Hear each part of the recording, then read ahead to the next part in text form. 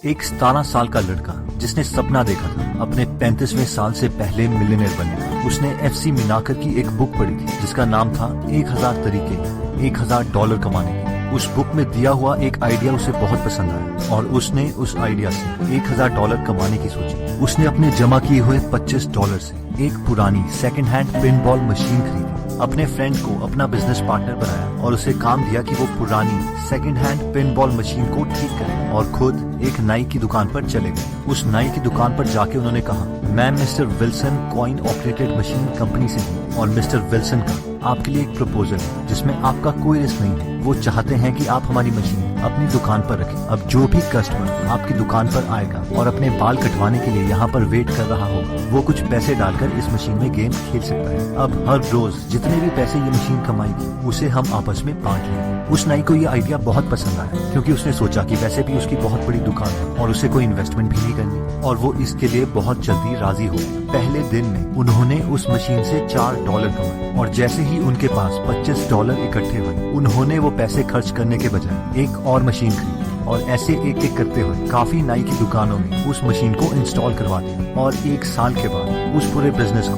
$1000 से ज्यादा का बेचा। और इस इन्वेस्टर को आप बहुत अच्छे तरीके से जानते हैं। इनका नाम है वॉरेन बफेट, जो आज एक बिलियनर है। अब आप पूछेंगे कि मिस्टर विल्सन कौन है? एक्चुअल में कोई मिस्टर विल्सन थे ही नहीं। वॉरेन बफेट जानते थे कि 17 साल के बच्चे के साथ कोई भी बिजनेस नहीं करना चाहिए, इसीलिए उन्होंने उस नाई से झूठ कहा। दोस्तों, मैं स्टोरी से बहुत ज्यादा इम्प्रेस हुआ तो मैंने सोचा क्यों नहीं हम भी कुछ ऐसे आइडियाज एक्सप्लोर करें जिससे ₹0 या फिर बहुत कम इन्वेस्टमेंट से एक अच्छा अमाउंट अचीव हो सकता है। और क्या पता आप में से किसी एक इंसान के साथ कोई एक पर्टिकुलर आइडिया ज्यादा कनेक्ट कर जाए और शायद उसमें हम एक्शन भी ले लें। तो चलिए स्टार्ट करते हैं अपने सबसे पहले आइडिया के साथ, जिसका नाम है रियल एस्टेट। दोस्तों, इस टॉपिक पर मैं आपको 2 बुक्स के व्यूज बताऊंगा। पहला है the millionaire real estate investor by Gary Keller और दूसरा है prosperity from property business by Rajwant Singh Mohali. ये दोनों ऑथर्स ही रियल एस्टेट इन्वेस्टर्स हैं, एक इंडियन है और एक फॉरेनर। जब मैं रियल एस्टेट के टॉपिक को पढ़ रहा था तो मैं दोनों के व्यू पॉइंट जानना चाहता था, एक इंडियन का और एक फॉरेनर का, और अभी हम यही डिस्कस करेंगे। तो सबसे पहला सवाल आता है कि इंफॉर्मेशन एज में हम रियल एस्टेट में क्यों इन्वेस्ट करें। आपने एक फिलॉसफी के बारे में जरूर सुना होगा, don't keep all your eggs in one basket. अगर आप इस फिलॉसफी में यकीन करते हैं तो हमें भी अपनी इन्वेस्टमेंट 5-6 सोर्सेज में करनी चाहिए और उनमें से एक इन्वेस्टमेंट रियल एस्टेट पर जरूरी होनी चाहिए, क्योंकि 1, ये बाकी इन्वेस्टमेंट्स के कंपैरेटिवली बहुत सिक्योर है। सेकंड, जनरली रियल एस्टेट की वैल्यूज टाइम के साथ एप्रिशिएट ही होती है, जबकि बाकी इन्वेस्टमेंट्स और कंपनी के शेयर्स बहुत नीचे और बहुत ऊपर तक जा सकते हैं। 3, ये आपको एक कंसिस्टेंट इनकम दिलवा सकती है अगर आप अपनी प्रॉपर्टी किराए पर देते हैं। और फाइनली, अगर आप कल को बैंक में जाते हैं तो आपको रियल एस्टेट के लिए लोन मिल सकता है, लेकिन किसी कंपनी के शेयर्स खरीदने के लिए नहीं। और इसका लोन आप 30 सालों तक एक्सटेंड करवा सकते हैं। किसी भी प्रॉपर्टी को खरीदना एक 5 स्टेप प्रोसेस है, जिसमें सबसे पहले आता है नेट वर्थ मॉडल। एक इंसान को हर महीने 2 तरीके से इनकम आती है, पहली जिसके लिए उसे काम करना पड़ता है और दूसरा एसेट इनकम, जिसके लिए उसे बहुत कम काम या ऑलमोस्ट 0 काम करना पड़ता है। हर अमीर आदमी का फोकस उसकी एसेट इनकम पर होता है। जैसे ही उसके पास इनकम आती है, उसके पास 4 ऑप्शंस होते हैं। पहला, वो उसे खर्च कर सकता है जिससे वो अमीर नहीं बनेगा। दूसरा, वो उसे सेव कर सकता है जिससे वो सिक्योर तो हो जाएगा पर उससे भी वो अमीर नहीं बनेगा। तीसरा, वो उसे डोनेट कर सकता है जिससे उसे अच्छी फीलिंग्स आएगी और लोगों की मदद भी होगी। और चौथा, वो उसे इन्वेस्ट कर सकता है। इन्वेस्टमेंट 2 तरीके से कर सकता है, किसी को पैसे देके जैसे कि म्यूचुअल फंड्स, स्टॉक्स और बॉन्ड्स, या फिर खुद इन्वेस्ट करके जैसे कि बिजनेस और रियल एस्टेट। और दोबारा से इस इन्वेस्टमेंट से हर महीने उसे पैसे आएंगे जो कि उसकी एसेट इनकम बढ़ाएंगे और लॉन्ग टर्म में उसे वेल्दी बनाएंगे। अब हर महीने हमारा गोल होना चाहिए कि हम उन नए तरीकों को ढूंढें जिससे हम अपनी स्पेंडिंग्स कम करके इन्वेस्टमेंट में ज्यादा से ज्यादा पैसे लगा सकें। जब आप अपने हर महीने की इनकम के पैटर्न को समझ लेते हैं और इन्वेस्टमेंट की तरफ पैसे जोड़ना शुरू कर देते हैं तो नेक्स्ट स्टेप आता है द फाइनेंशियल मॉडल। अब जब भी कोई आप प्रॉपर्टी खरीदना चाहेंगे तो सबसे पहले आपको लोकेलिटी देखनी पड़ेगी जहां पर आप प्रॉपर्टी खरीदना चाहते हैं। हमें स्टार्टिंग में कोई नॉलेज नहीं होती, इसलिए सबसे पहले हमें वहां पर कम से कम 100 डील्स पूछनी, कस्टमर बनकर और सेलर बनकर, ताकि हमें उस एरिया के बारे में नॉलेज इकट्ठा हो सके। और जिस मोमेंट पर हम 100 डील्स पूछ लेते हैं उस वक्त हम उस एरिया की प्रॉपर्टीज का एक जेन्युइन प्राइस बता सकते हैं। सारे रियल एस्टेट एजेंट यही कहते हैं कि हमें प्रॉफिट प्रॉपर्टी खरीदते समय होता है, ना कि बेचते समय। इसीलिए हमें प्रॉपर्टी वही खरीदनी चाहिए जो मार्केट प्राइस के कम से कम 20% डिस्काउंट पर मिल रही है, ताकि हम अगर वो प्रॉपर्टी 5-6 महीने में बेच भी दें तो भी हमें उसी वक्त प्रॉफिट हो जाना चाहिए। नेक्स्ट स्टेप आता है कि उस प्रॉपर्टी को खरीदने के लिए 20% डाउन पेमेंट करें और बाकी 80% 30 साल के लोन पर। नेक्स्ट आता है द नेटवर्क मॉडल। अब क्योंकि पूरे साल में आप मैक्सिमम 1 या 2 डील्स ही कर पाएंगे, लेकिन आपको पूरे साल भर अपना नेटवर्क बढ़ाते रहना है और डील्स के बारे में पता करते रहना है।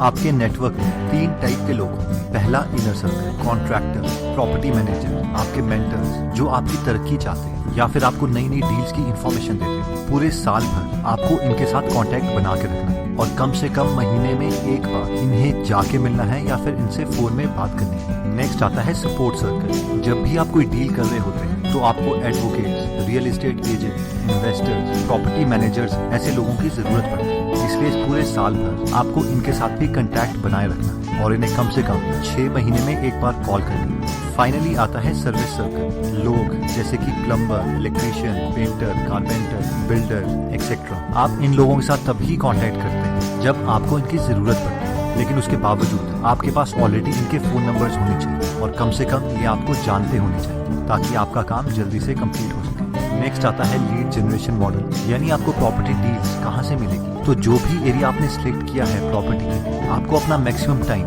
उसी जगह पर गुजारना पड़ेगा। वहाँ पर ऐसे बोर्ड्स देखिए जहाँ पर कोई प्रॉपर्टी दिख रही है, इंटरनेट की वेबसाइट्स देखिए, न्यूज़पेपर की कटिंग्स देखिए और रियल एस्टेट एजेंट से बात करें। उसके अलावा आपको गेट कीपर्स के साथ भी कांटेक्ट रखना है, जैसे कि डाइवोर्स वाले एडवोकेट्स आपको अच्छी डील्स के बारे में बता सकते हैं, क्योंकि मैक्सिमम डाइवोर्स कपल ही अपनी प्रॉपर्टी को सस्ते में बेचना चाहते हैं। या फिर बैंक वाले लोग जो आपको इन्फॉर्मेशन दे सकते हैं और आपको ऐसे लोगों से मिलवा सकते हैं जो अपना घर का लोन नहीं दे पाए और उनकी प्रॉपर्टी नीलाम हो रही है। अब सवाल ये आता है कि इन सब का मतलब तो ये है कि बिना खुद के पैसों से हम कोई प्रॉपर्टी नहीं खरीद सकते। तो ऐसा भी नहीं है। स्टार्टिंग में आप खुद एक रियल एस्टेट एजेंट की तरह काम कर सकते हैं जिसको सारी डील्स के बारे में पता है, क्योंकि हर वक्त आप प्रॉपर्टी की डील्स ही सर्च कर रहे हैं और आपको सिर्फ ऐसी डील्स ही ढूंढनी है जहाँ पे आप बायर को सेलर के साथ मिला सकें और बीच में आपको कमीशन मिल जाए और वहाँ से आप अपना रियल एस्टेट करियर स्टार्ट कर सकें। नेक्स्ट पॉइंट कहता है कि take global ideas in a local market. ऐसी बहुत सारी बुक्स लिखी जा चुकी है जहाँ पर हमें अपने लोकल बिजनेस को एक्सपैंड करने के तरीके बताए जाते हैं, लेकिन ये अप्रोच उसके एकदम ऑपोजिट है। ये अप्रोच कहती है कि जो आइडिया ऑलरेडी इंटरनेशनल मार्केट में चला है, क्या हम उसे अपनी लोकल मार्केट में इम्प्लीमेंट कर सकते हैं, जहाँ पर हमें लोग पर्सनल लेवल पर जानते हैं और जिस शहर में, गाँव में हम पैदा हुए हैं, वहाँ पर हम एक अच्छी पकड़ बना सकते हैं।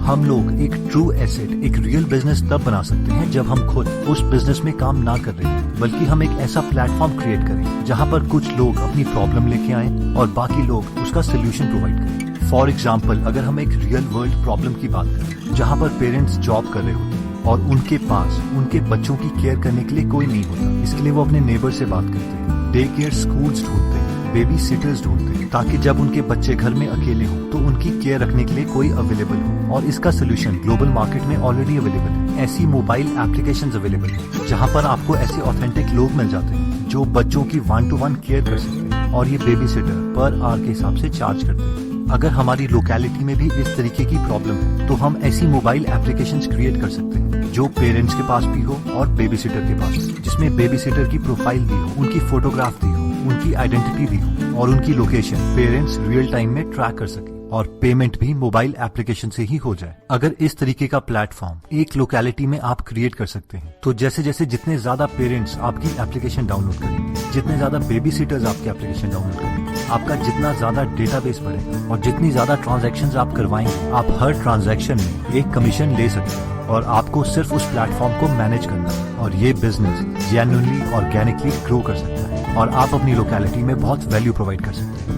वैसे ही अगर आप एक ब्यूटी सर्विस प्रोवाइड करते हैं तो आप अपनी लोकेलिटी के लिए एक ऐसी एप्लीकेशन प्रोवाइड कर सकते हैं जहां पर आपके पास बहुत सारे मेकअप आर्टिस्ट का डेटाबेस हो, हेयर ड्रेसर्स का डेटाबेस हो और ऐसे कस्टमर्स का डेटाबेस हो जो ऐसी सर्विसेज रेगुलर लेते हैं। ऐसी एप्लीकेशन में कोई भी कस्टमर एक अपॉइंटमेंट ले सकता हो, मेकअप आर्टिस्ट, हेयर ड्रेसर का पोर्टफोलियो देख सकता हो और पेमेंट गेटवे के थ्रू पेमेंट कर सकता हूँ। जब भी ये लोग ट्रांजैक्शन करेंगे उसमें आप एक कमीशन ले सकते हैं। और ऐसी एक application glam squad already international market में अवेलेबल है, जिसे आप पूरे तरीके से अपनी लोकल मार्केट के लिए कॉपी कर सकते हैं। उसी तरीके से आप अपनी लोकेलिटी की कोई भी प्रॉब्लम सॉल्व कर सकते हैं, जैसे कि एक laundry service, mechanic, plumber, massage, doctors, tutors, flower delivery, even की एक टैक्सी सर्विस। अब ऑब्वियसली एक क्वेश्चन आता है कि हम ऐसी मोबाइल एप्लीकेशंस बनवाए कहाँ से? तो एक वेबसाइट अवेलेबल है जिसका नाम है nexico.com। ये भी इसी आइडिया में बिलीव करती है जहां पर हम इंटरनेशनल मार्केट के ऑलरेडी वर्केबल आइडियाज को लोकल मार्केट में अप्लाई कर सकते हैं और कोई भी फेमस एप्लीकेशन की क्लोन ऐप बनवा सकते हैं। चाहे वो जोमैटो ऐप हो, फूड पांडा हो,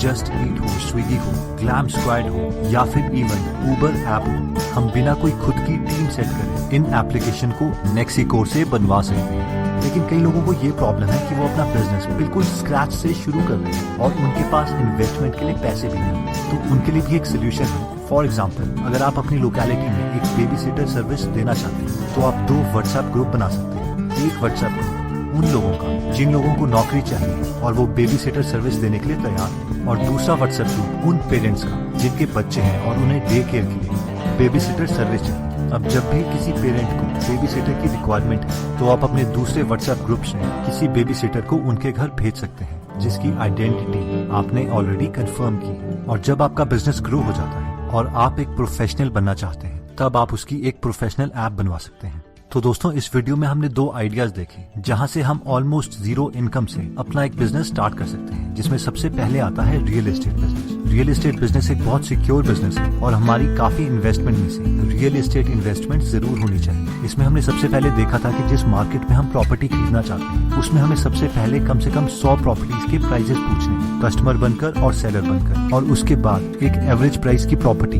20% डिस्काउंट पर खरीदनी और हमें अपना नेटवर्क हमेशा बढ़ाते रहना है। उसके बाद हमने सेकंड आइडिया देखा था कि हम एक ग्लोबल वर्केबल आइडिया को अपनी लोकेलिटी में अप्लाई कर सकते हैं, जिसमें हमने 2 सोल्यूशन देखे थे। अगर हम बिजनेस बिल्कुल स्टार्ट कर रहे हैं तो हम व्हाट्सएप ग्रुप से भी स्टार्ट कर सकते हैं, और अगर हम एक प्रोफेशनल लेवल में जाना चाहते हैं तो हम एक एप्लीकेशन बना सकते हैं और एक ऐसी वेबसाइट जो आपको ऑलरेडी फेमस एप्स की क्लोन ऐप बना के देती है, वो वेबसाइट nexicore.com है, जिसका लिंक मैंने डिस्क्रिप्शन में दे दिया है।